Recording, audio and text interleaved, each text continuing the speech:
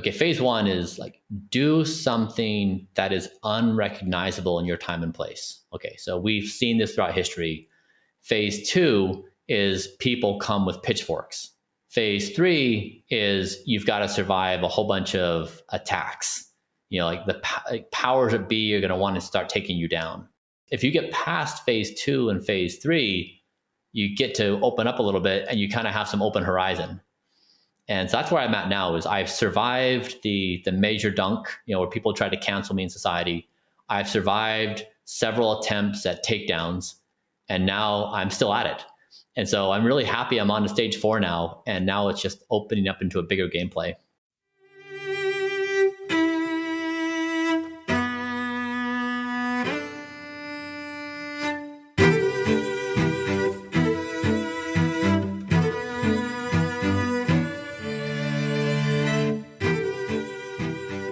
Welcome to The Knowledge Project, a podcast about mastering the best of what other people have already figured out so you can apply their insights to your life. I'm your host, Shane Parrish. Every Sunday, I send out the Brain Food newsletter to over 600,000 people. People call it noise-canceling headphones for the internet because it's full of wisdom you can apply to life and work. Sign up for free at fs.blog/newsletter. If you're listening to this, you're missing out. If you'd like access to the podcast before public release, special episodes that don't appear in the feed, hand-edited transcripts, or you just want to support the show you love, you can join at fs.blog/membership. Check out the show notes for a link. Today, my guest is Bryan Johnson. In 2007, Bryan founded the payment processing company Braintree, which almost killed him through depression. He sold the company in 2013 for, I think, about $800 million. In 2021, he decided to dedicate his significant resources to Blueprint, an algorithmic approach to optimal health and living. Bryan turned his decision rights over to an algorithm and now lives in accordance with its guidelines. In this conversation, we talk about Blueprint, the diet and sleep routine you need to reverse aging, how to overcome depression, how he stopped binge eating, the automatic rules he uses, lessons he wished he knew earlier about money, his daily schedule for anti-aging, why posture matters, overcoming hair loss, the relationship between sexual health and biological health, hot and cold exposure, sunscreen, frying pans, and so much more. What I love about Bryan is that he's living life on his own terms and he's not harming anybody else. It's time to listen and learn.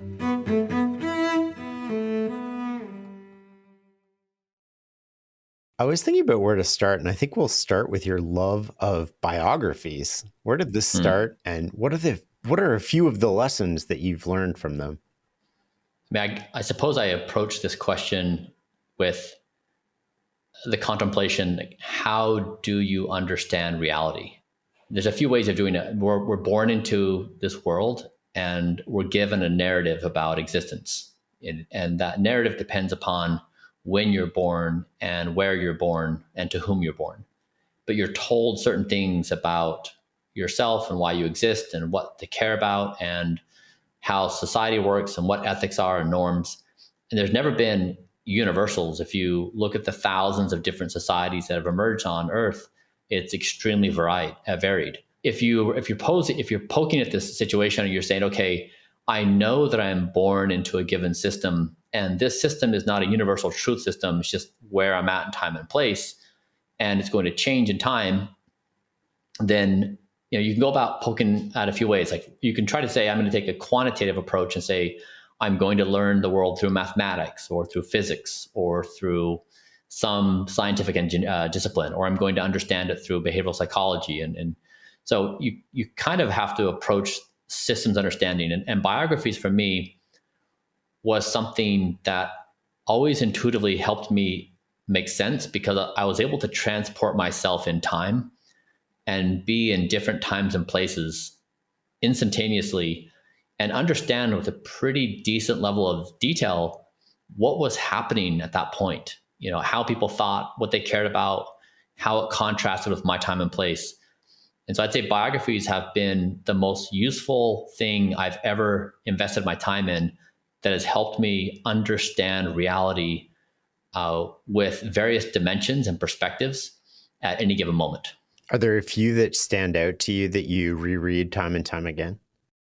Probably the biography of Zero by Charles Seif, the number zero. It was not common sense to me that the number zero has not always been around, but it took humanity a long time, thousands of years, to discover the number of zero. And even when you do discover it, to really understand the potential, so from Cartesian geometry, from Euclid elements to Cartesian geometry, or the function that zero plays in the vanishing point in art, or how zero enables the modern world in computation. And it took a long time. And so I'd say zero is probably my favorite one because it's an entity, it's an idea, it's a concept, it's a number that has revolutionized almost every part of society. I was listening in previous interviews and you said, I think it was age 24, you got depressed. What happened? Yeah, I think the onset was circumstantial. I had my first baby and he was colicky. So he just cried nonstop. And I don't think his mother and I got a night of sleep, of good rest for 6 months. Meanwhile, I was building a startup and I was grinding at that with all the stresses of not having income and trying to make something work that was new. And then I was in a new marriage. And then I was also dealing with some internal turmoil related to my religious situation where I wanted to leave my religion, but I was pretty stuck in the system with my community and the family and all the societal, like all of my community structure. And it was just a chaotic time in life. And yeah, one day I remember it as the day my brain snapped. I just felt like something broke. And I couldn't put my finger on it, but it just something felt different. Yeah, and I was in that hole for 10 years. Did you know you were depressed? Yes, unquestionably, yeah.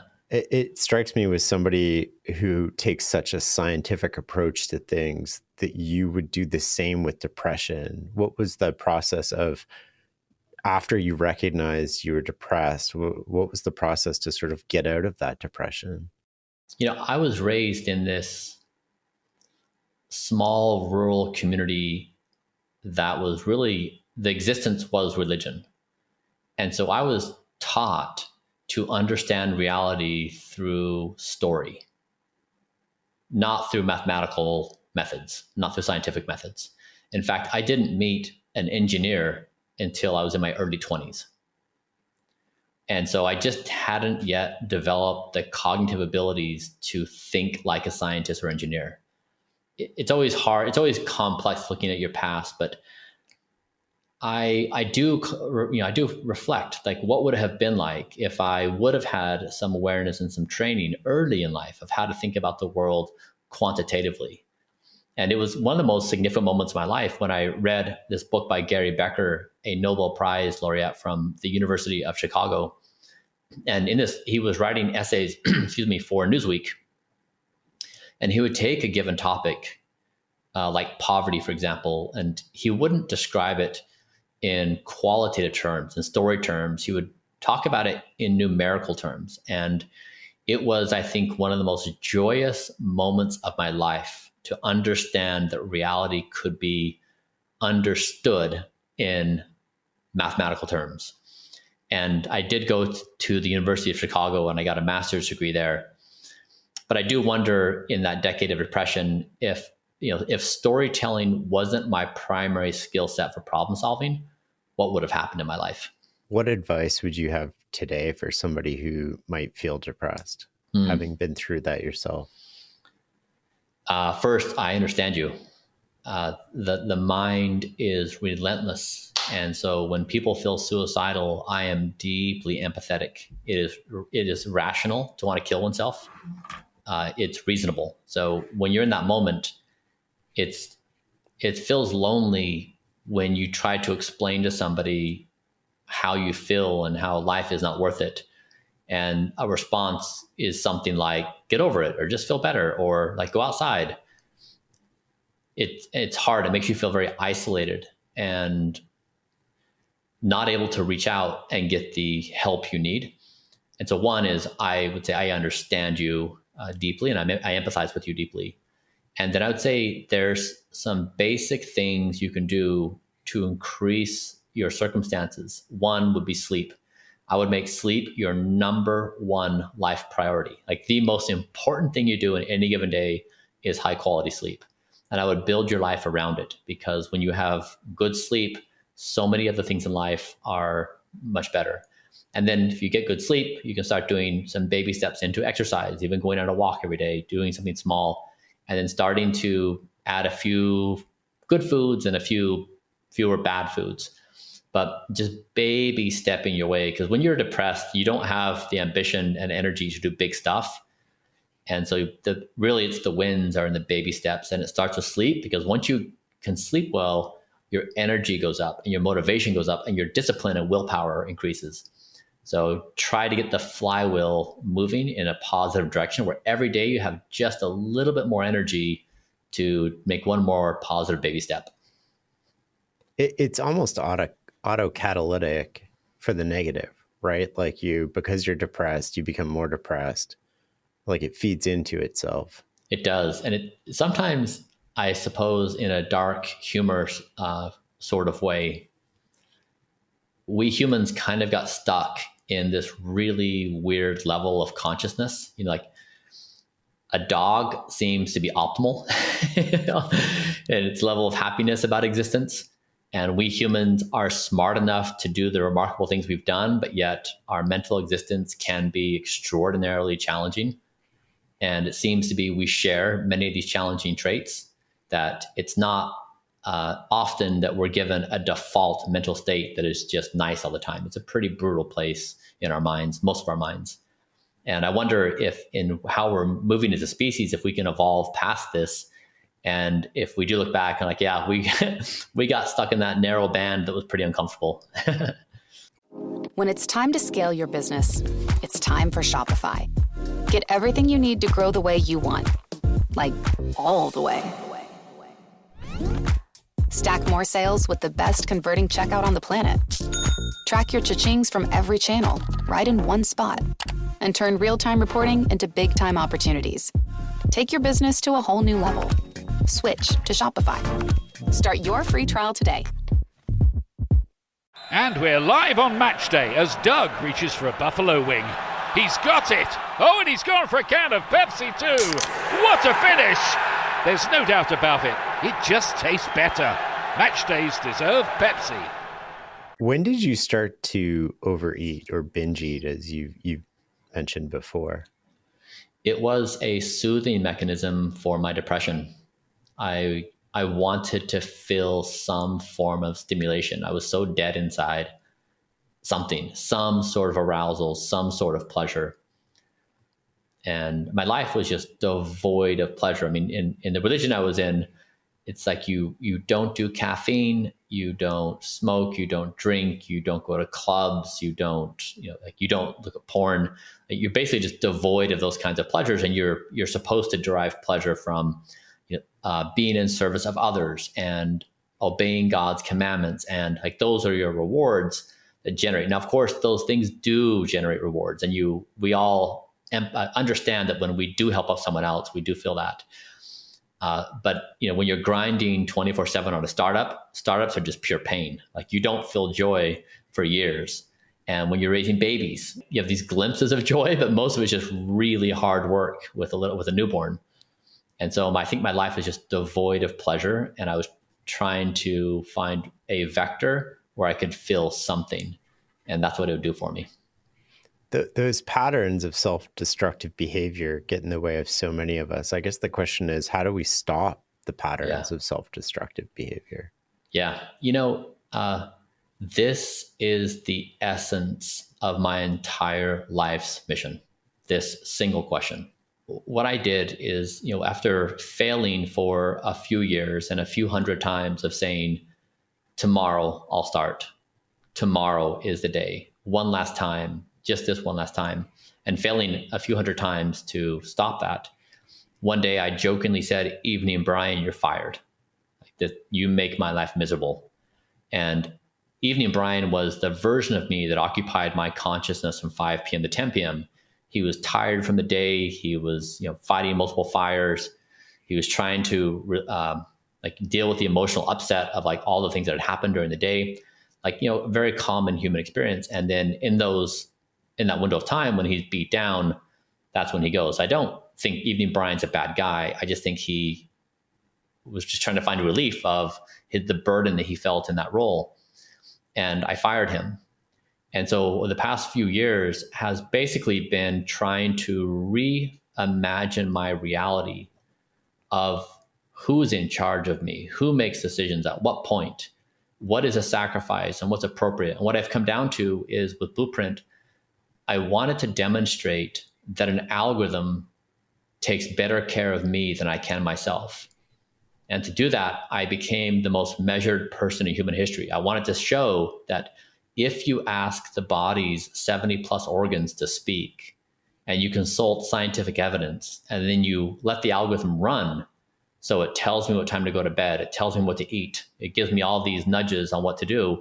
And if I just simply say, I can't deviate, my mind can't impromptu saying, you know what, we're going to add a brownie to the lunch session here. So removing that. And I basically am arguing, this is the core of it. I'm arguing that as a species, this is the most important question facing the human race, hands down. As algorithms improve and they increasingly become better at a variety of tasks, including taking care of ourselves on planet Earth, what do we do? I think it's the defining question and contemplation of our existence. What percentage of people do you think, and you have this, right? You have a blueprint and the algorithm can take care of you better than you. We can use self-driving cars as an example, right? Which we know statistically they're better at driving than we are as individuals or collectively, maybe not individually. What percentage of people are comfortable handing over the reins to an algorithm, which is sort of like a purely scientific process, right? Which assumes nothing, measures everything, and adapts as it gets input? And yeah, this topic is sufficiently rich and nuanced. I wrote an entire book about it titled Don't Die. And in the book, I break myself out into multiple characters, like Evening Bryan's present, depression, this guy Scribe, dark humor Bryan, like all these people are there. And they have this discussion on what does it mean to have individual choice? What does it mean to be run by an algorithm? What does an ideal existence even mean? What does it mean to have choice? So it's a really nuanced conversation. But I'd say I've been hosting dinners at my house for the past few years and having 2.5 hour long conversations about this topic. And it does take about 2.5 hours to get people warmed up. I can abbreviate it for you though, and I can tell you the 5 big emotional swings that happen. So one is I pose the question, if you could have access to an algorithm that can take better care of you than you can yourself, would you say yes? Now, immediately people are like, but what about? So it branches into 1,000 questions. And I just say, assume what you want. Let's just keep it high level and abstract, yes or no. And then people go through this process where the majority of people are vomiting distaste. Like, this is the worst idea. I hate it for all these reasons.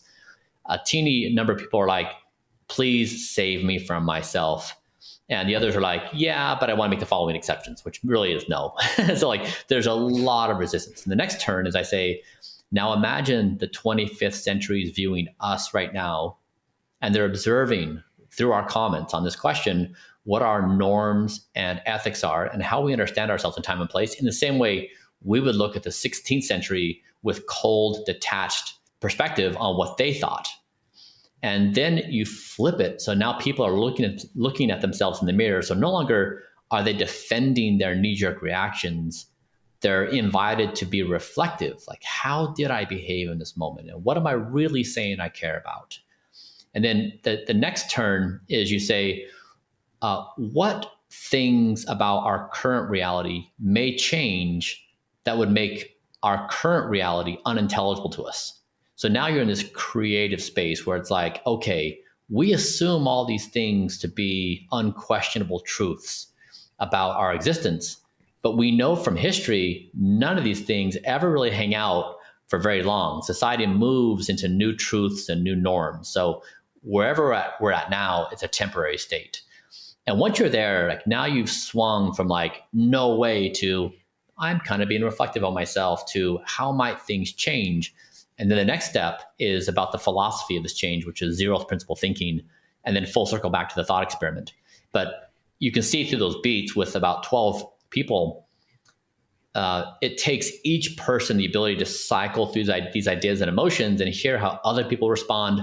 But at the very end, the majority of people who attend my dinners are like, I gotta say, I get it. I understand the situation. When you say it, and I want to go through some of the details of Blueprint, to me, it sounds like an algorithm for living. And the algorithm's in charge of you. And the algorithm is basically just creating a bunch of automatic rules for success or a recipe to follow. You follow the rules, the algorithm. You create an output, which is sort of your biomarkers and your indicators that feeds back into the system and it adjusts. It strikes me that that's sort of easy and sort of really hard too. Like, I'm imagining your house and walking through it. And like, do you have bags of chips? Do you have ice cream? And you just don't do it because the algorithm told you? Or how important is the role of environment? Yeah. And how important is the other stuff going on here to actually shape that behavior? Yeah, you know, if you're here at the house and you're hanging out with me, there's not a lot of trouble we're going to get into with what I have in stock. If we want to get wild and down some extra virgin olive oil, or yeah, but no, I basically don't trust myself still. That strikes me as really interesting, right? Because it's sort of like, okay, we can have this thing of what we want to do, but now we got to create an environment or a reality. And it can be an artificial environment, which the algorithm kind of is an artificial environment for you. Yeah. And then you have to follow that. So you have to have multiple things in line. Like, I'll give you an example. So a few years ago, I was trying to work out 3 days a week. And I ended up going to the gym because I was like, am I actually working out 3 days a week? And I was like, can you give me a list of like all the times that I swiped in? And they gave me this list, and it's like once he was going like one and a half times a week. And so I was talking with Daniel Kahneman a little later that year, and he had this phone call, and he was talking to this gentleman on the phone. And at the end of the call, he said, I have a rule. I never say yes on the phone. I'll have to get back to you tomorrow. Mm-hmm. And he hung up, and I was like, well, tell me about this. What is this rule? And he's like, well, I found I was saying yes to please other people. I want other people to like me. I'm a human. I'm a social. So I end up doing these things that aren't really good for me.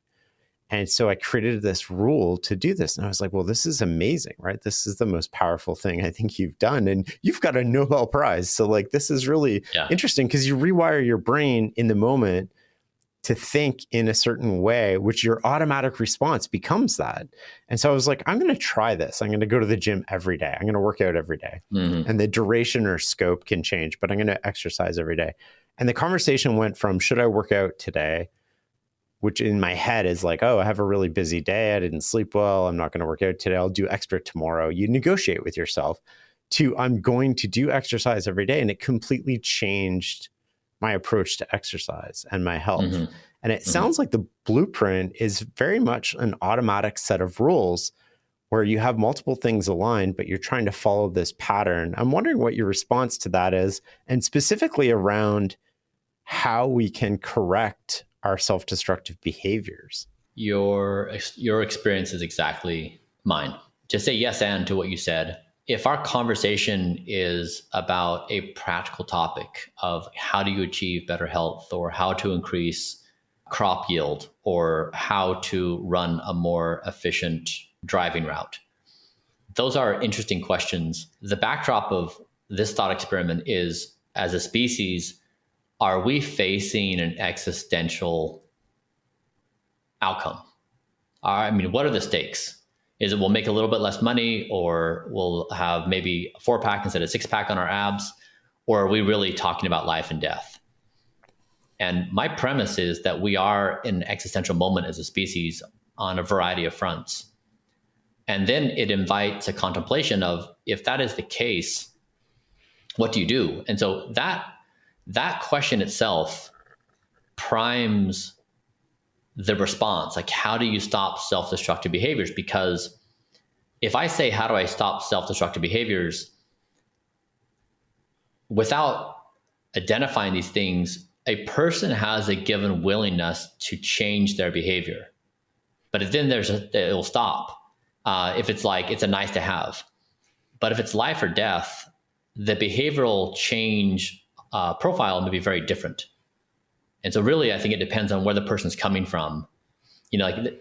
Someone mentioned to me recently, I haven't verified this, that the only way to get someone to change is to tell them they're pregnant or diagnose them with a certain condition. Otherwise, no change will happen. That's interesting. A friend of mine had it brings to mind this story. A friend of mine had heart surgery a while back, and I went to visit him in the hospital. And I was talking to the surgeon, and, the surgeon sort of had said all the typical things about changing your diet and changing your lifestyle. Yeah. And when I was talking to the surgeon, he goes, odds are about 10% that he's going to do this.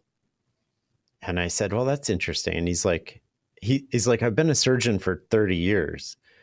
And he's like, people used to change all the time because I used to have to break ribs. I used to have to, there was a physical pain, a big scar, a visual reminder. And he's like, now the incision's half a centimeter. And, you're in and out of the hospital and there isn't a lot of pain. And so he's like, people change a lot less than they used to. And I thought that sort of related to what you were talking about. I'm wondering if you can walk me through at a high level, sort of the overarching day of Blueprint, and what does it mean to live like Bryan Johnson?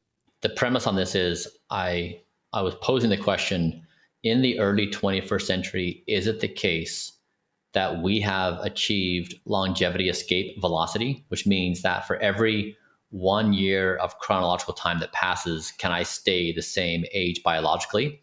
And if not, where are we at? And so that's the backdrop on what my daily routine is. And so what we did to establish this routine is we looked at every single scientific publication that's ever been done on health span and lifespan. We then graded the evidence of these papers, and we then stack ranked them according to effect size. And then we've systematically been implementing each one of these protocols. So becoming the most measured person in history, and then using all the scientific evidence, I wake up. So my day begins really the night before. I go to bed currently at 9:30 p.m. I just changed my bedtime from 8:30, but it's 9:30 on the dot. So it's not, I don't have a 2-hour window of time. And I recently logged 8 months of perfect sleep using my wearable, which no human in history had ever done. So I wanted to demonstrate that you can get reliable, high quality sleep for this extended period of time. And then I wake up naturally. I never wake up with an alarm, roughly 4:30, 5:30 in the morning. And I'll weigh myself, do body composition, like weight, hydration, fat, etc. I'll take my inner ear temperature. I'll take 2 pills. I'll do a few minutes of UV light therapy to start my circadian rhythm. It's still dark in the morning. I'll go downstairs. I'll make myself a morning concoction. I'll take 60 pills. I'll do light therapy on my hair. Like once a week, I'll do my blood pressure. I'll then work out for about an hour in a specific protocol. I'll come in. I will make breakfast, which is a few pounds of vegetables. I'll shower, I'll do a skincare routine, and get ready for work. I'll eat my second meal of the day, and then I work for the day. And then I have a evening, and then throughout the day, I'll do various doctor's appointments, medical procedures, and measurement. And then I have a wind down routine that I follow ritually. And what we've done is we've tried to stack hundreds of protocols into my daily routine.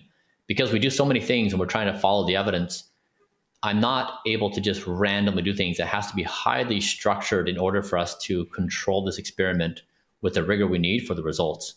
And so we've just done this for several years and fine-tuned it. And we go through the process of measure myself, look at the evidence, we do the protocol, measurement, evidence, protocol again and again and again. And I have a few dozen biomarkers that are pretty phenomenal. So for example, my cardiovascular capacity is in the top 1.5% of 18-year-olds. My bone mineral density is in the top 0.02% of 30-year-olds, which is age min for that test. And my strength tests, same thing, like top 1.5 and 10% of 18-year-olds. So the biomarkers across my entire body, whether it's my cardiovascular ability, my strength, my muscle and body fat are in the top 99.5 percentile. So it's produced a pretty impressive list of biomarkers that indicate that I'm in pretty good health. I thought your workouts were like 25 reps of exercise and stuff. Is that giving you the incredible strength? Yes. So it's about an hour a day. And you're right. It's like, 20 plus. And so it's mostly, I try to flex and stretch every muscle of my body. So I don't do heavy weights that are hard on the joints. But yes, even doing these things, I do it every single day. I don't take any rest days. And yeah, I'm on my bench press. It's top 10% of 18-year-olds. And we use 18-year-olds. A lot of people, with 99% certainty when I say this, people are like, but wait a second, why not a 30-year-old? It's because you max out your weight to rep ratio at age 18. So even though you can lift more in your 20s and maybe even your 30s, your ratio peaks at 18. The same is true with your VO2 max, your cardiovascular fitness. And so we do a reference to an 18-year-old, not because it's an easy way to pick off a number. We do it because according to these biological age standards, you're looking at when a male peak performance. And I think your last meal is at like 11:30 a.m. That's right. So I have roughly 10 hours or so of fasting before I go to bed. Do you feel hungry when you go to bed? I used to. I'm now normalized to it. And does that help your sleep? Like what happens if you eat later? I assume this was all like sort of measured. And I eat my last meal of the day at 11 a.m. for the objectives of good sleep. Because there's supposedly good benefits on fasting. I think the evidence is still maybe developing. So I mostly do it for sleep because when I eat my last meal of the day, I have all my digestion finished. So when I go to bed, my resting heart rate is around 46 beats per minute. And if it's at 46, I'm going to have a perfect night's sleep. If I eat at 5 p.m. or 6 p.m., then my resting heart rate is going to be 56. And when I do that, I'm going to knock off about 50% of my REM and 50% of my deep, and I'll increase my wake time by about 35 minutes. And so I've done so many experiments now, it is algorithmic. And I know exactly what happens when I eat what at what time and how it affects my sleep. It sounds like Blueprint is optimized for the sole variable of sleep. Is that correct? So sleep is an important one. It's the number one priority because everything else hinges upon that. But we are the first endeavor in history to focus on trying to rejuvenate every organ of the body. So we have 70 plus organs and we've tried to quantify and rejuvenate every organ of my body. So we just tried to rejuvenate my thymus, which is a gland right behind your chest here, responsible for your immune system. And so, I can say I'm chronologically 46 years old, but the more important number is what is the biological age of my heart and of my lungs and of my liver. And that's really the more powerful predictor than a chronological number. And where were you when you started Blueprint? Were you basically your biological age for your, like, was everything the same? No, I was coming from a pretty bad place. After being depressed for a decade and running, being a startup entrepreneur my entire life and having just gone through a bunch of stuff, I was pretty beat up and I was in a bad state. So I definitely subscribe to grind culture where you do things in society to try to earn people's respect and have a position of a status in a social group to when you conform with these social norms. And so like when you hear a story about a colleague who worked on a problem for 2 days straight and didn't sleep, it's like, wow, they're so awesome and amazing. Like that, it's very hard to be induced to think that that's an emulation worthy behavior.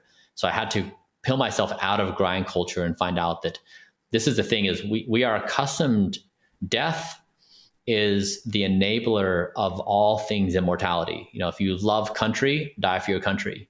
If you want to pay the ultimate price of being a hero, sacrifice your life. If you want to achieve immortality in your professional endeavor, have your works live beyond your death. Everything we think about existence is around death.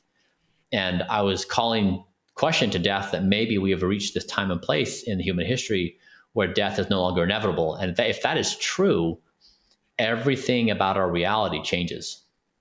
Do you think we'll see a quantum leap in average age in the next 15 years? Like average life expectancy? So not people. So yes, there's people who will learn from what you're doing. They'll change their habits and they'll extend their personal life expectancy. But do you think we're going to see a collective big leap? I mean, like you have sort of Jeff Bezos and Patrick and John Collison and people pouring money into billions of dollars into research on this topic. To me, the most compelling contemplation is trying to predict how fast intelligence is improving. So we humans have been the dominant force of intelligence on this planet for 200,000 years. And we've been able to increase our abilities of intelligence by forming better cooperation in our society with language and all kinds of organizational methodologies. We've increased our ability to utilize our intelligence with technological tools. We've now created intelligence in AI that is creating better intelligence. And if you say, what is the speed at which intelligence is improving? It's faster than we can comprehend. And so when we make these, when we model out the future and we say, what's going to happen on a 10-year time span, we are unqualified to answer that question because that time frame exceeds our own intellectual capacity to imagine. Mm-hmm. So it's the first time in human history where we, the superior form of intelligence, are up against a wall of not knowing what to predict what comes next because it's going to supersede us so fast. And so this is the thing. This is why I come down to the only thing I know to be true in the year 2024 is don't die. That's it. I don't know anything else other than I want to be around for what could be the most spectacular existence in this part of the galaxy. Yeah, there's a part of me that really believes if we take care of ourselves really well right now and we don't die, we're going to get a lot of advantage from technology that thinks about things in a way that we couldn't even comprehend. I mean, you take that for inspiration. If you say, okay, well, point me to an example of where intelligence has been used that would give me any sort of bearings on what I might imagine. Okay, so take AlphaFold. It was, many people thought solving the protein folding problem was unsolvable or would take us some unknown duration of time. And DeepMind allocated their attention to that thing and solved it faster than anyone ever thought possible. The same thing with Go. And so when these groups of people that are very talented focus on a very narrow problem, they solve stunningly hard problems faster than anyone thought. And as these systems get better and are used more broadly, and as these systems create better systems, this is why we are at this launch point. And is it going to happen in 2 years, 1 year, 5 years, 10 years? I don't know. But it's basically, if you zoom out far enough, it's in the blink of an eye at this point. And so don't die individually, don't kill each other, don't kill planet Earth. And when you're building AI, the objective function of AI is this don't die ideology. So what I'm trying to say is so we've never been in this situation before where we're baby steps away from creating super intelligence. And when you're in this moment, we have this incredibly practical question to ask. What do we do? How do we think about reality? What do we care about? What are our ideals? What are our objectives? And then if you start surveying the world of hey, who can tell us how to practically think about reality? And you probe religions and capitalism and communism and socialism and any other group, who can pull up and say, here's a playbook, here's an instruction on how you actually think about reality. And that's what I've been trying to fill is that void. Is there is no philosophical stack that informs humanity on what to do on a daily basis. For example, what to eat for breakfast, all the way through the most complicated question of how do you begin thinking about a philosophical alignment with AI. I have some specific questions about Blueprint. So like, how much water are you consuming a day? Between 60 and 80 ounces. Is that the only beverage that you really consume? Adobe Firefly is the all-in-one creative studio with AI-powered image and video editing for today's creative process. Built for creators of every kind, Firefly helps you generate, edit, and experiment fast. Because the asks aren't getting smaller, the budgets aren't getting bigger, and the timelines, oh yeah, still tight. With all the best creative AI models in one place, Firefly brings your ideas to life. Unlock a better way to make with Adobe Firefly. For the moments that matter, choose Curad Naturals. Infused with aloe vera and vitamin E, Curad Naturals bandages protect your unexpected scrapes, cuts, and burns while also moisturizing your skin. Find deeper relief with natural ingredients you can trust to start the healing. When life's surprises call for the best, choose Curad, a deeper level of care. Shop the full collection on Amazon or visit curad.com to learn more. It is. I drink mineralized water, so it's always tea or has some electrolytes in it. Is that tap water? Is it filtered? Is it out of a glass or plastic? It's filtered and it's ceramic. How do you think about things like Teflon and things that can sort of like get into your body, or things that are widely sort of thought to get into your body, like microplastics and Teflon? And yeah, I mean, I try to avoid plastic bottles. I use stainless steel cookware, filtered water. I don't eat out. I don't use takeout materials. So I try to avoid the things that are more polluting. Why vegan? I think that's a personal choice, isn't it? Yeah. Yeah, it is. Is there anybody doing this who's an omnivore? Yeah, my son.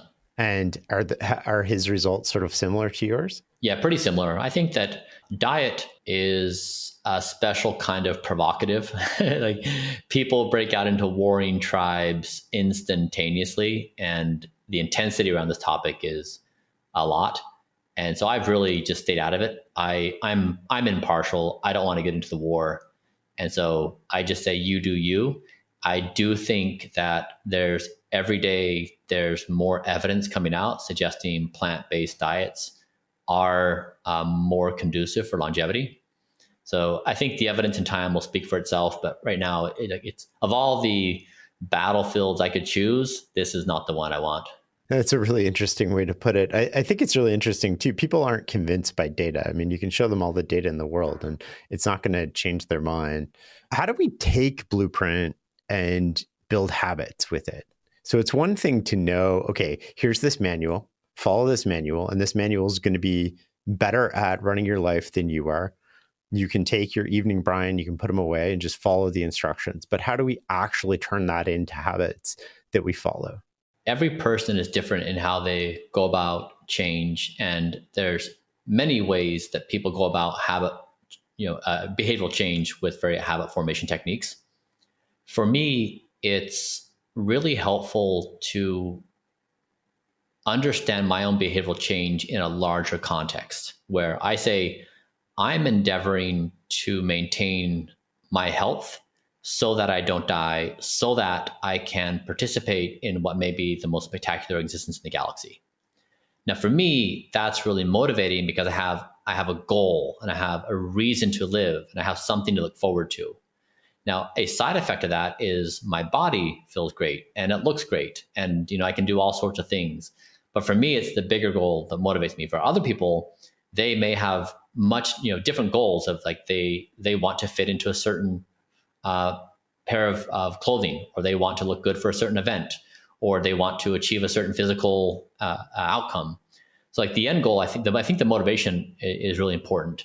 And then I go through the process, as you heard me say, is I like to break myself out into my various selves, because I am, dozens of different kinds of people. I'm morning Bryan, I'm evening Bryan, I'm after workout Bryan, I'm dad Bryan. Like in every one of those situations, I'm biochemically a different human. I have a different way of understanding reality, and I'll make decisions that are different in each one of those circumstances. Like you said with Daniel, where he doesn't say yes on the phone because in that moment he's please others Daniel, and he wants to be a different version to let him run his life. So I do the same approach. I break myself out into different persons, and I decide which versions of me have authorization and when. Because, like who's in charge? 10 p.m. you who sets the alarm for 6 a.m. or 6 a.m. you who wants a few more minutes with the snooze button. And so you need to make those decisions on who's in charge, because if you just let it roll out, that the present you is always going to win and always get what they want at the expense of other versions of you that have your better interests at heart.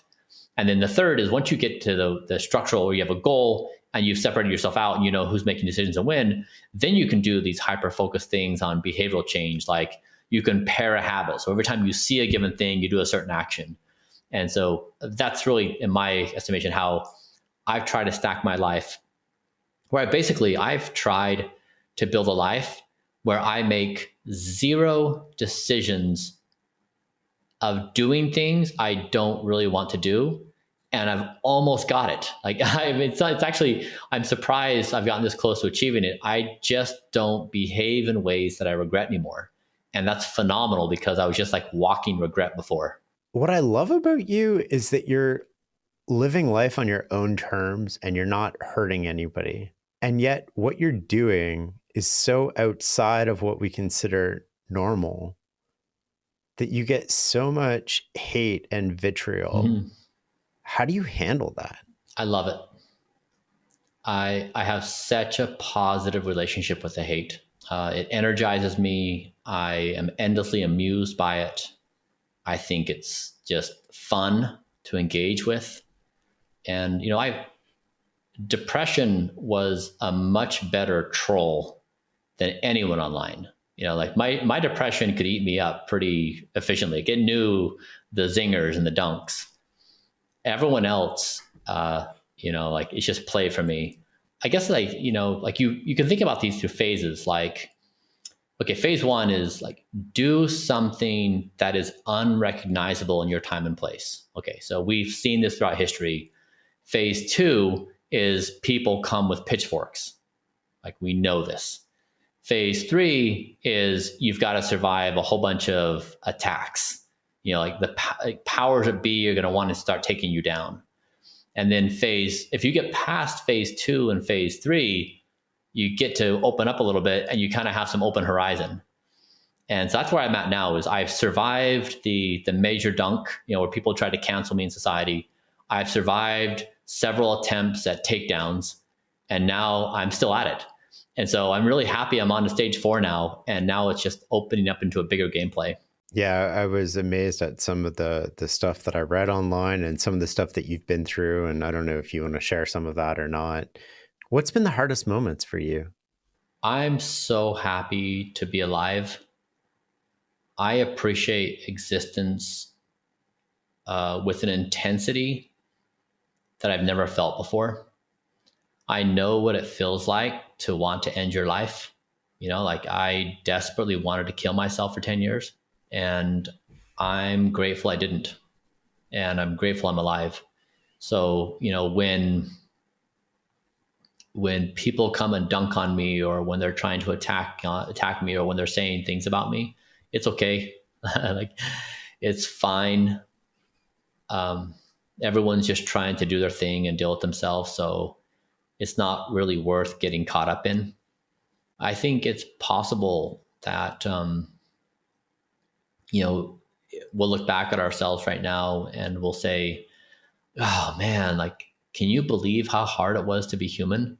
Like, do you remember how bad it was? Like the anxiety and the depression and the jealousy and the angst and the FOMO and the, all the things we felt. Like, God, that was just so hard. Like, can you imagine going back to doing that? In the same way we imagine, previous areas not having the technology we do today.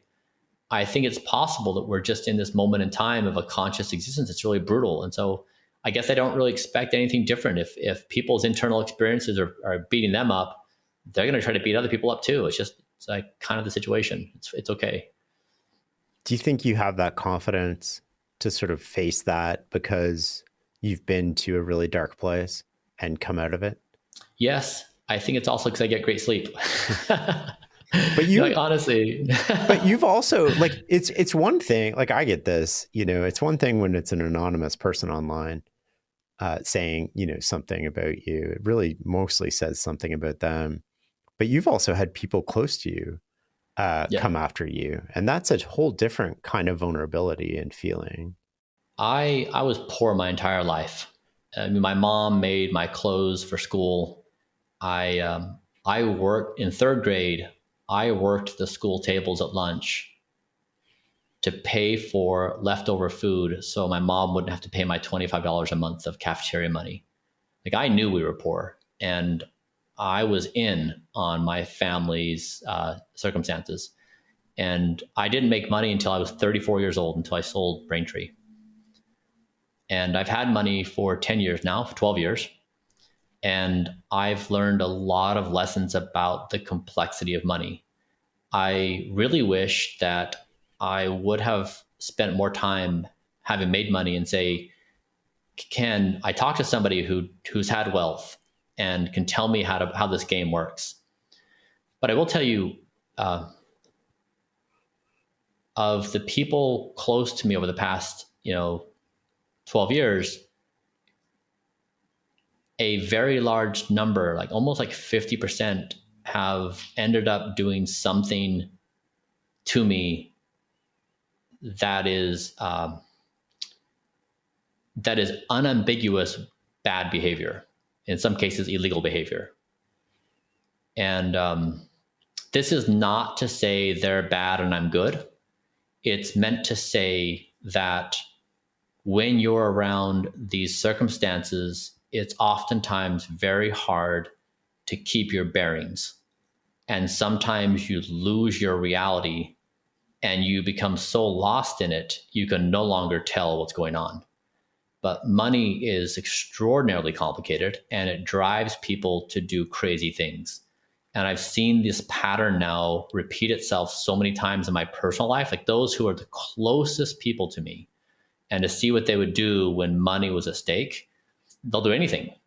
And they lose touch with reality in the pursuit of that objective. I have a friend who is incredibly wealthy, and we've been friends for a number of years now. And one thing that struck me a few years ago was his circle kept getting smaller and smaller. Yeah. And I remember asking him about this, and I was like, like we were hanging out last year, and I'm just making this up, but there's like 30 people here, and now there's like 15. And you see it shrink over time. And he said, yeah, because people do these things that they ask me for something or they do things, and then I can't really trust them. And then everybody who's trying to be my friend, and I'm paraphrasing here and I'm not going to reveal who it is, but everybody who's trying to be my friend wants something from me, or that's how I think about it. So it's really hard for me to like open up to new people because I've become skeptical of motivations and intentions. And that's been what I have seen. So when I've shared my problems, they are almost identical to the life experiences other people have had. It's just algorithmic. Like, this is why I'm saying I wish I could go back in time and talk to somebody, because it is so predictable how people will behave in these circumstances that you can do so many things to try to lessen the negative outcomes. But I'm inherently a very trusting person, and I'm hands off, where I just kind of let people do their own thing. And that's just not a good recipe. Most people can't thrive in that environment. Most people will really struggle to play by the rules that we as a society have agreed that would constitute fairness and honesty and legality. So again, it's fine. This is not a critique of people. It's the human condition. It is what it is. And this is the same reason. Like, I don't trust myself. This is why I don't have sweets in my house. It's not like I think I'm the best person in the whole world. I know that I will cheat. I will do things I don't want to do if I put myself in those circumstances. So this is coming from a place of distrust of myself and all things that we humans do. If I inherited or, suddenly came into $500 million tomorrow and I came to you and said, Bryan, I just got this big chunk of money. Give me the lessons that you've learned over the last 12 years that I should put in place today. What would they be? One is I would suggest you not change anything in your life for 6 to 12 months. Keep on with your same habits and have the money so you can distinguish between your preferred lifestyle and what money would otherwise alter your perception of what you want. Because once you start acquiring things, you start losing your perspective on where your baseline is. So, and the shock of going from 0 to 500 million is so sudden that it scrambles your reality. And then number two is it is reasonable that a large majority of people are going to want something from you at all times. And it will be small things like, a niece or a nephew, when you're invited to their wedding, most people will give a gift, $100 or $200 or $20, whatever the number is in that cultural norm for that family. They're going to expect you to give something for $500 or $1,000 because you have so much money. And so people just assume that because you have so much money, that you have more obligation to them. So there's like this acyclical relationship. And then three is, I'd say, identify what you want the money to achieve. And that really needs to come from you on what your objectives are. Because if you don't determine your objectives in life, money will run you. And so it creates this really inverse relationship where you wanted the money so you could achieve your objectives, but now money's running you and you've lost yourself. And if you don't follow those three things, pretty soon you're in a situation where you don't know what is up and what's down. You don't know who you can trust. And you've got people on the inside who are engaging in potentially compromising behavior without you knowing. And so it just creates a real challenging environment. And then you become, your internal world becomes destabilized, where, like your friend said, you just don't know who you can trust. And it becomes a really isolating experience. Does that ever make you feel lonely? It's a challenge, like anything. Like in life, it's like all of our problems are equal. It's not like if you're rich, you have fewer problems. It's not like if you're poor, you've got. So there are some clear differences. Like if you're poor and you've got a very serious medical condition, you don't have the resources to address that. That's a very big difference. But overall, every person I know who's wealthy has just as many problems, and it feels to them their problems are just as intense as everyone else at every other class of wealth, excluding like the extreme situations where like a person does not have the ability to pay for basic nutrition, or does not have the ability to pay for medical bills, or is suffering from some other like on the disparities. But what I'm trying to say is human suffering is pretty universal. And there's a lot of misperception that somehow money lessens problems. It's not a panacea. It has its own problems. And many people with money wish they didn't have the money. But of course, that's also hypocritical, because if they did, just give it away. like talk the talk. So it's complicated and nuanced. And it's just a very hard question to parse because it's hard to imagine those circumstances. It's hard for society to talk about too. I feel like it's exceptionally hard for my wealthier friends to talk about money than it is for other people, because if they risk getting slapped on the hand for saying anything that is just insensitive, right? So because their experience is complex, right? That it causes very serious problems in their life. It creates loneliness. It puts them in very challenging situations. And then their natural response is like, boohoo, like go complain to someone. And I understand that. It's also just like, I think it misses a little bit because we all live together in society and we share classes of problems.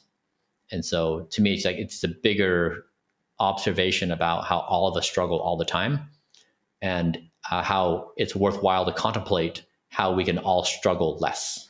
Yeah, we're more similar than we tend to think that we are, I think, across not only cultures, but socioeconomic statuses too.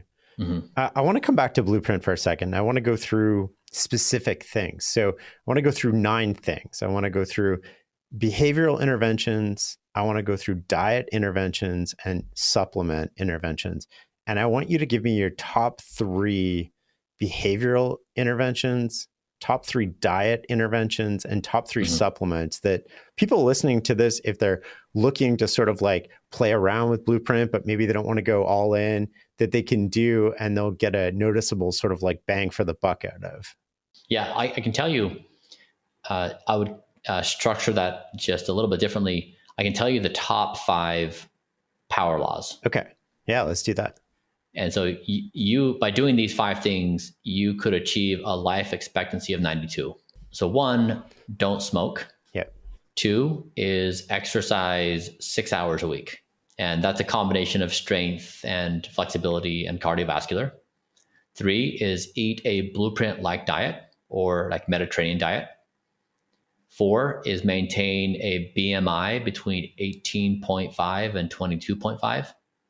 And then 5 is limit alcohol consumption. And those 5 things are the power laws. Sleep is a contender for being a power law of health. I think the evidence is emerging now that we've got much better measurement around it. Talk to me about the alcohol consumption, because that one is sort of a bit vague in a sense of you didn't offer specifics like BMI. You're like this range. What is a limited alcohol consumption? Is that like 2 ounces a week? Is it 6? Is it like we're best with none, but up until this point, it doesn't hurt us? If I remember correctly, it's something like between 1 and 3 glasses of wine a week equivalent. So it's limited. I do 0 alcohol intake. You used to drink alcohol though. Yeah, I drink 3 ounces of red wine for breakfast daily. Yeah.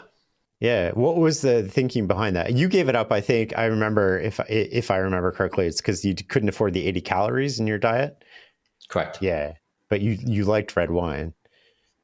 It was delicious. It was such a wonderful experience. Yeah, it increased the joy of food a lot. Do you ever have wine now, or it's just like a rule that you don't have it because once you go down that path, it's like a slippery slope? I don't now, because even small amounts negatively affect my sleep. Even if I drink it around noon, or even if I do 3 ounces at noon, I still sometimes see effects in sleep. And nothing is worth trading high quality sleep to me. That's fascinating. Are there certain foods that, like, if you ate even at 11:30 would disrupt your sleep that you know about? Carbohydrates. So breads, pastas, even rice is hard for my body to digest. Is that your body or most bodies? My body. And maybe it's because I don't eat rice very often. So, that the one-time occurrence. But yeah, when I eat anything of that variety, my resting heart rate will be 55 plus, probably in the 56, 57 range. Then of course, anything fried, but I never eat fried. But if I did, it would definitely do it. Flours of all types. Even like almond flour? Yeah. Oh, interesting. Yeah. I tried a bunch of different flours. I wanted to find, I wanted to find some variety of foods that would do it. And that didn't. And then also sugar. So if on occasion I've tried like a fun drink, like someone took me and got a boba or something like that. Yeah, It's made by tapioca. But yeah, that will do it for me. That will increase so I know now the list of foods that increase my resting heart rate. And this is the cool thing. Before I would say I would be confronted with a situation of like, I really want to eat this cookie, but I know I really shouldn't. Then I did it anyways, and I probably did that like in my life thousands of times, maybe. And for the first time in my life, I've gotten to a point where I can look at the cookie and have it in my hand and say, you know what? The pain of eating this thing so far exceeds the momentary pleasure from eating it. There's no way I'm going to do it. And I can feel that with such confidence, I'm not even tempted to eat the cookie. Whereas before I was just desperate in its face to just be, like there's no way I was going to win in that situation. I was going to eat the cookie. And then after that, I was going to eat the 5 more in the pack, and I couldn't stop myself. And so now I finally got to a place where I can model out the pain, and that's so unpleasant that I just don't want to do it. And the pain in this case is, it's going to impact your sleep, and therefore it. How much of that relates to the fact that you've had 8 months of perfect sleep? Like if last night was like, oh, the streak ended and now you've got the cookie in your hand, are you still thinking with the same logic? Well, that's what I actually measured my brain at my brain interface company, Kernel. I looked at my brain based upon sleep patterns, and we saw in my brain, I had less willpower when I had a poor night's sleep, when I had less REM and less deep. And so, yes, when you have bad sleep, you have substantially less willpower. Well, it's so interesting because I talk to my kids about this, and I talk about it in the context of positioning and easy mode or hard mode.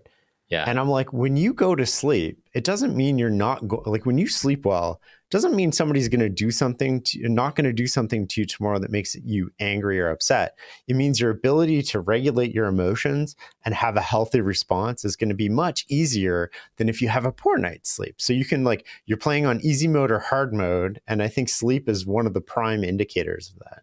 Great job. Why does posture matter? You have the best posture. I'm conscious of this, and I'm actually having better posture during this interview because of you.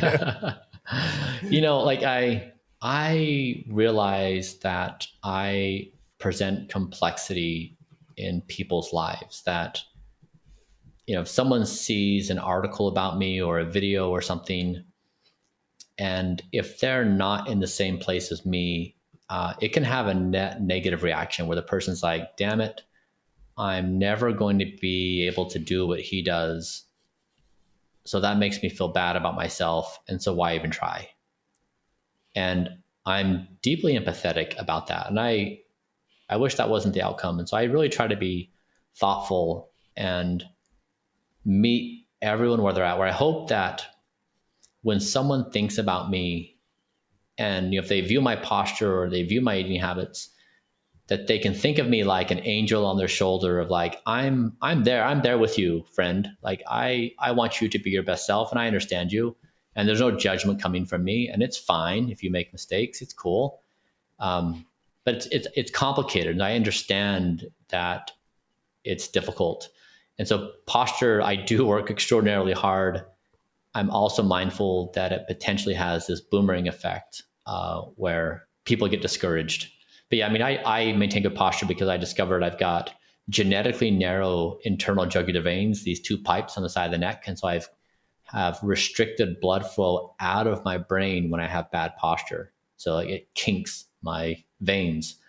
And so we did a whole bunch of measurement with MRI and ultrasound, and then I did a bunch of physical therapy to strengthen certain muscles that maintain proper posture. And so I've just built it as a habit now, but it took me months and months. For example, as a family, we have a habit where one day one of my eldest son made fun of me. He's like, Dad's like an AI. And he's like this, zoop, zoop, zoop, being this AI move. And so his impersonation of me was reduced to zip. So now every time anyone in the family has improper posture, that means if you're holding a phone directly down, you're looking at it, your head's hanging over, or you're in some other catastrophic postural position, you'll hear it zip, and everyone in the family just right, gets straight up. And so we're now a family where we support each other in proper posture, but it took us a while to get there. That's awesome. What's the relationship between our biological health and our sexual health? Well, yeah, if you're male and you're not getting enough sleep, your nighttime erections are eliminated. And nighttime erections are an important biomarker for sexual health, psychological health, and cardiovascular health. And I've measured my nighttime erections extensively. As we try to measure everything we can measure. I know it's atypical, and so this is not a common measurement people are familiar with, but that's true for the entirety of Blueprint. We're doing things that are new. But I guess I say that because people oftentimes associate the cost of not getting good sleep with feeling a little bit grumpy the next day, or a little bit more irritable, but they don't really understand the whole body consequences where basically your sexual function goes to zero. It's not that you can't still have intercourse, like you can, but I pointed out it's a pretty devastating cost on not getting good sleep. So all these things are deeply connected, and this is why, coming back to grind culture assumes death is inevitable. So you're trying to achieve immortality through the means that you have. And so once you go back down the stack and you start questioning these things about our reality, it leads you down this path of like, do I really believe in this cultural moment of this thing, or is there something else really bigger going on? One of my friends who was in the special forces for a long time used to be deployed often. And he said one of the things that they looked for in the troops and they asked them about regularly was their poop and whether they had a morning erection. I love that. That's fantastic. I mean, that's the first time I've heard of anyone else measuring erections. It's so important. And I know it's taboo and funny and people like to dunk on it, but it's really important. I'm asking this as a bald dude, but can you prevent your hairline from receding? I mean, I imagine it's way too late for me now, but do you do that? Like, can you? Yeah, hair loss is an enormous amount of work. The technology is really not great. So what I do currently is in the morning, I put a topical application on my hair that was based upon my genetics of what things I do and don't respond to and metabolize. And then I put a red light cap on my head and it activates certain things. I then work out, eat breakfast, and I'll shower, and I'll use a certain shampoo that basically creates the right environment on the scalp. And then I'll do once a month, I just started this new therapy where I'll use this laser across the scalp, and then I'll apply exosomes. And that's a combo therapy to help hair grow stronger and faster. And then I used to do PRP, which is you draw blood out, you pull the plasma, and you re-inject the growth factors. I stopped doing that because we're now doing this laser exosome treatment. Yeah, that's it. So basically it's a topical application, which you've probably heard minoxidil is the most common thing. So it's minoxidil plus a few little goodies, plus red light cap therapy, plus this laser and exosome treatment. Yeah, I mean, I should be bald at this point. I started losing my hair in my late 20s, and the men in my family are bald, basically. So I'm grateful I have some hair. I started losing mine in my like mid 20s, and then it sort of stopped. Like it receded and then thinned out massively, and then just all of a sudden stopped. Yeah. I mean, the technology that is very close is exciting. There's cloning therapies that are being developed. So if you had a few follicles, you can then clone it and then do basically like implantation. So I think it's a possibility that in like 5 years' time that you would be able to restore hair yourself. Is there any biological longevity reason why hair matters? I mean, there's probably a sexual attractiveness angle to it. There's probably a confidence angle to it. There's probably a lot of internal ones, but is there any biological sort of like longevity reasons why it matters? If there is, I'm not aware of it. What do you think of hot and cold exposure? Do you do that? I don't. It's not that they don't potentially have benefits for right applications.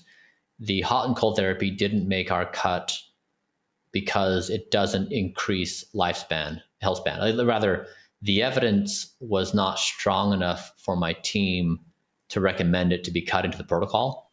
So if you go back to how we think about this, we've looked at all the scientific evidence through the specific lens of increasing lifespan, health span, and then we've ranked them according to power laws. And so this is not to say we won't ever, we won't do it at some point in time. Like, we're very open-minded and we'll always change our minds following the evidence. It's just right now, we don't think the evidence supports it to incorporate as a habit for longevity purposes, which is our aim. Now, if somebody's doing it for recovery and other objectives, like, that's an entirely different question. So it has nothing to say about the technologies for those, just for my highly focused objective. If you think of Blueprint as like 100 pieces of Lego, and each one of those pieces of Lego is an intervention based on scientific evidence, what's the last piece of Lego you took out and put in a new piece of Lego because you're like, oh, this is better than that piece of Lego?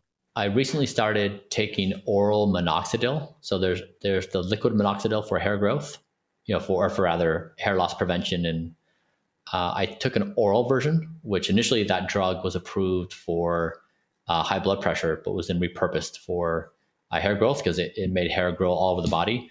But I started experiencing some side effects. I stopped that. So we do stuff like that. Like every few days, we'll try something new like that. So that one stopped. And then let me think before that, I did those blood transfusions. So my son gave me his plasma and I gave my dad my plasma. And I did 6 of those, 1 a month for 6 months. And we saw no effect in me.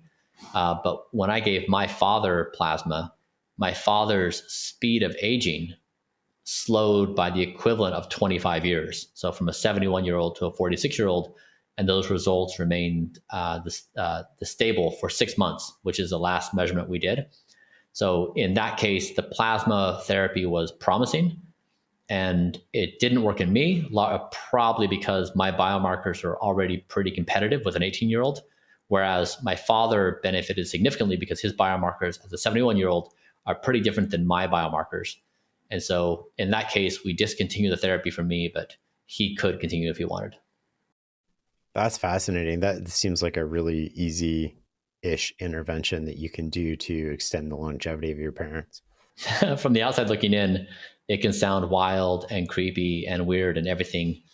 On a personal level, to be able to do something like that for a parent is a special experience. It's not too dissimilar than donating an organ. That's very commonplace, and we don't think of organ transplants as weird or organ donation as weird. So it's just, it's a new idea. And so people think it's weird, but it's actually identical to what we already do in life. And we actually applaud people who make those kinds of sacrifices. And I should clarify, it's not a sacrifice. Giving plasma is not a sacrifice.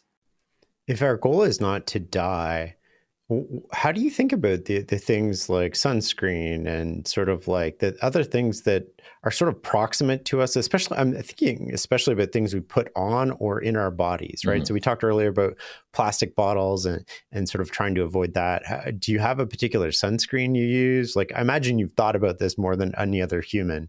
We do try to be thoughtful. We're not perfect. There's so many things we're looking at any given time. But yeah, we use a sunscreen, Elta MD, ELTA MD, and it's a good one that has less bad stuff in it. I generally try to avoid the sun when the UV index is above 4, so I get sun exposure in the morning and in the night. And this is also another contentious part in society where I get a lot of flack for the paleness of my skin. And, it's a cultural norm that tan skin is somehow a signifier of health and wellness and beauty. But, the sun ages and damages the skin and creates cancer risk. So it's not, this culture of tan skin is not going to survive much longer because it will just naturally push in the direction where we generally, over a long enough time horizon, move towards more positive habits for society. Sometimes it takes a very long time, but I think this is one of them that our current ideas around sun exposure will change. I'm not suggesting we will avoid the sun altogether. I'm suggesting we will be more mindful. It won't be a case where, because currently our general dispositions are pretty brazen towards the sun. It's like, it's not a careful balance of, get sun exposure, but only so much. It's like, unadulterated sun exposure is kind of like this. It kind of is like around like certain dietary preferences where it's really a much bigger social thing than it is a data thing or science thing. And that's fine. Like, this is how people kind of break out into camps. But we measure my skin age using multispectral imaging and using a whole bunch of other technologies. So we see exactly what happens when. And by looking at the data, it's very hard to go do something that's going to actively accelerate my speed of aging when the objective of this project is to try to slow it as much as possible. And then I want to ask, just before we sort of wrap up here, how do you envision, and I know we don't have a long window in terms of what we can see, but if you zoom out, how do you see AI helping us? I tried to embody the problem of AI. I tried to become the species as a problem. And so I did that with a thought experiment where I said, okay, I'm a collection of 35 trillion cells. And that's a lot of intelligent agents all doing their own thing with different objectives. The body doesn't have a singular objective. The body has all kinds of conflicting objectives at all moments.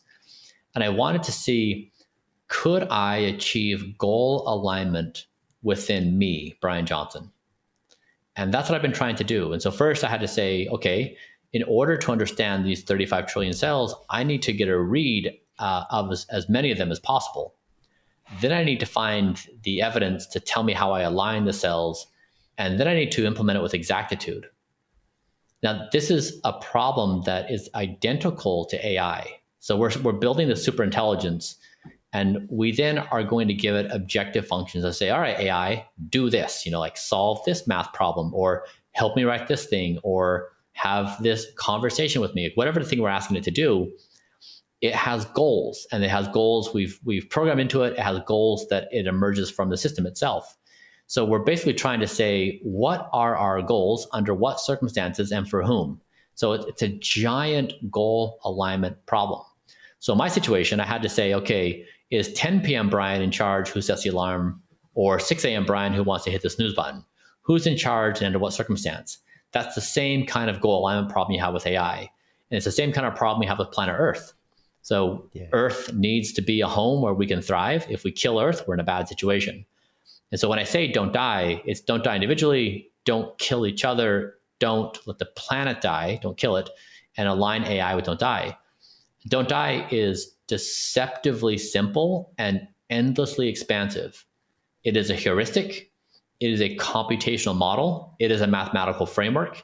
It is a biological system. It is a closed loop algorithm. All those things in 2 words. And this is what I'm putting forward as a species, is if we care to be around for the future, we need to be able to figure out how to cooperate at the most basic level.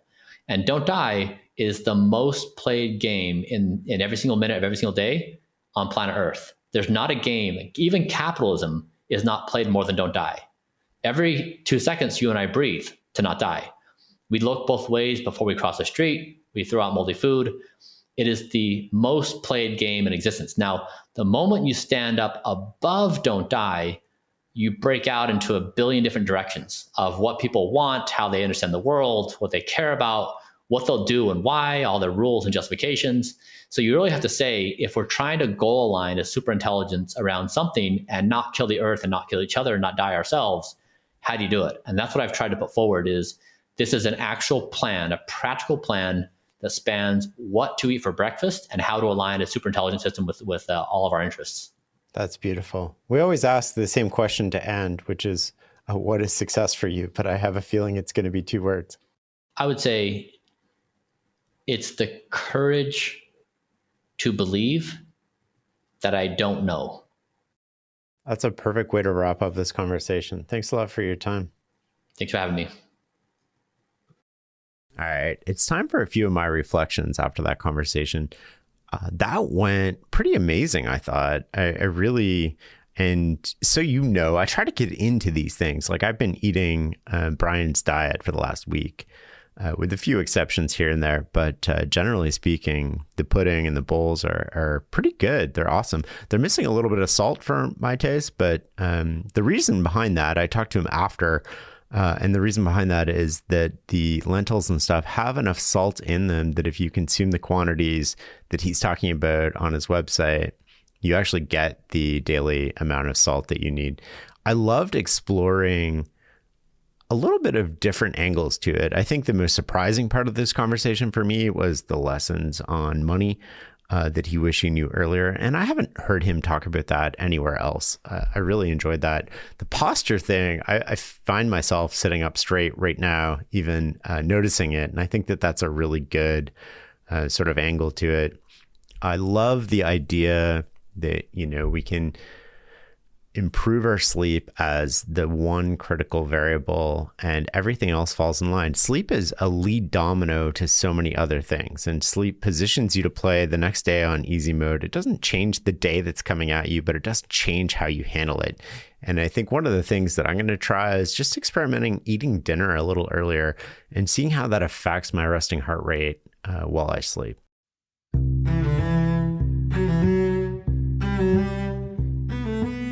Thanks for listening and learning with me. Until next time. Thanks for listening and learning with us. For a complete list of episodes, show notes, transcripts, and more, go to fs.blog/podcast or just Google The Knowledge Project. The Farnham Street blog is also where you can learn more about my new book, Clear Thinking: Turning Ordinary Moments into Extraordinary Results. It's a transformative guide that hands you the tools to master your fate, sharpen your decision-making, and set yourself up for unparalleled success. Learn more at fs.blog/clear. Until next time.